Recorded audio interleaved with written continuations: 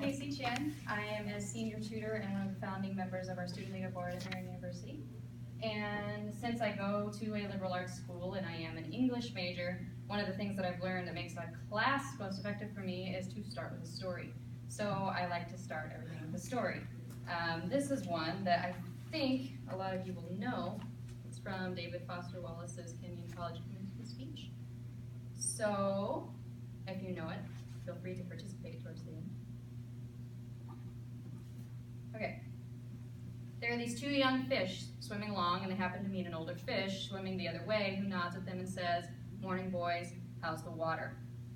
And the two young fish swim on for a bit, and then eventually one of them looks over and goes, "What the hell is water?" So less than 2 years ago, I viewed the community as a foreign concept, and I don't think I'm alone in this. In fact, I think it is fair to assume if you ask any number of college students from a predominantly middle to upper class university what they think the community is, you will often get a response much like mine 2 years ago. Something along the lines of, it is the space out there. And there is an implication that the community functions separate from us. Because we fear what we do not know, the community is often perceived as scary. This creates an us versus them mentality. The community is them and we are us, where naturally us maintains that hierarchy. And in this fear and this disconnection, we fail to understand our role in the community, that we directly impact it and it directly impacts us. It takes a bit of a push to understand that the community and the university are not only connected, but much like Wallace's water, the community is the substance in which we are unmindfully submerged. So now I'm going to name drop a bit. Bringle and Hatcher discussed that universities are capable of strengthening economic development, addressing educational and health needs, and contributing to cultural life in the community. Narrowing that scope, a very recent essay by Lisa Zimmerelli draws attention to the Writing Center as having an inherent rich tradition of fostering social justice work. However, because community service by itself does not automatically raise questions about social structures, social justice, and ideology, it becomes necessary to connect our tradition of social justice work back to our own education so that these questions are raised. Our goal as Writing Center should aim not only to empower our community, but to elicit the opportunity to encourage tutors to develop cross-racial and cross-social relationships. Making the community part of the campus culture gives our education and our work in the Writing Center a human face.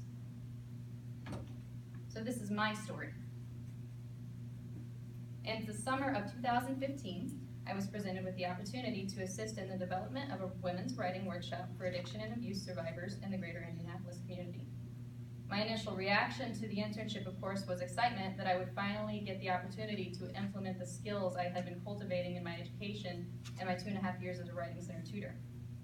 A few meetings into the project, however, I was shocked to realize that though I had thrived in my cozy, windowless Writing Center on my serene little campus, my experience was not universally applicable. I had approached the internship with an assumption of my own authority, and the women had approached it thinking the same thing, that I was there to teach them, to give them some sort of knowledge that they didn't already have. But I felt completely unqualified to teach these women anything.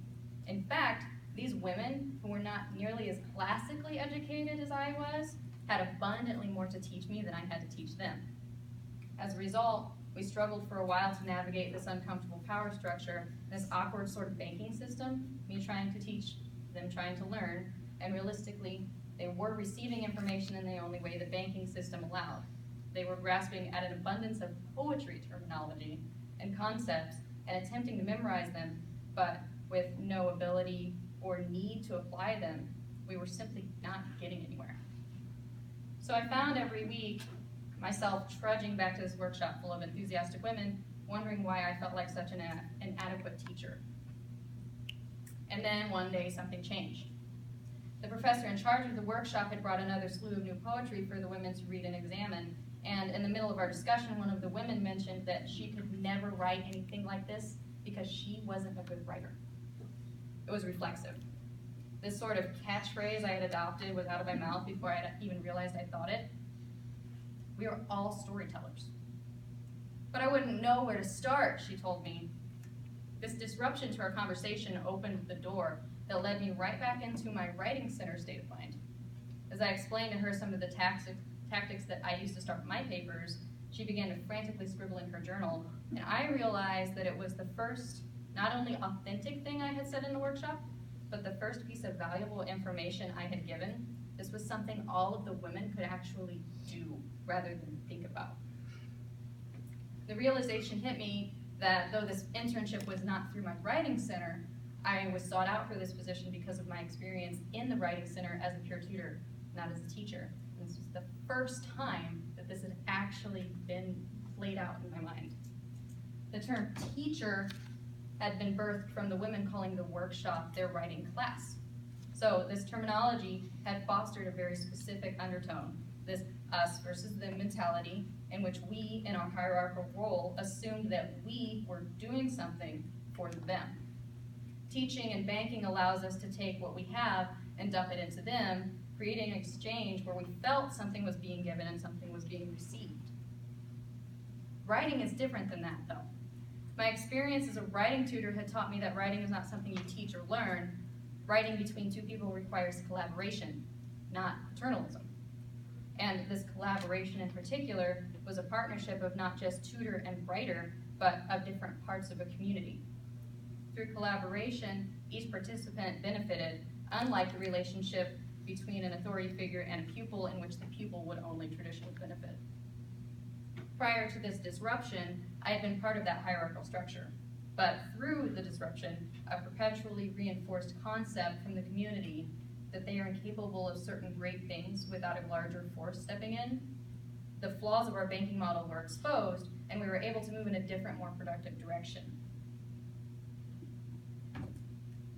The disruption of the process we had been going through led to a very sudden switch in both roles and in tactics, which I believe was integral to the eventual success of the writing workshop.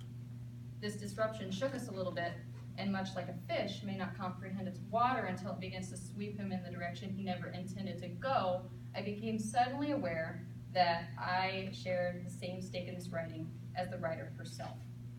Much like I shared the same stake in this community. That this community was not something that functioned separate from me, but it was something that I was a part of. Collaboration, one of the most prominent words in writing center language, then becomes synonymous with civic engagement. We all have ownership, we all have a stake. But it takes the step of going out into an ungoverned space to provide a lack of control, which allows for these disruptions to take place and pave the way for a new understanding of what collaboration is. Service learning is necessary because it intentionally makes the space for these disruptions. This disruption and the results of it made me curious about what it was I was actually doing. My experience with the workshop incentivized me to acquire the language to speak about my experience and was vital to understanding of what I was doing.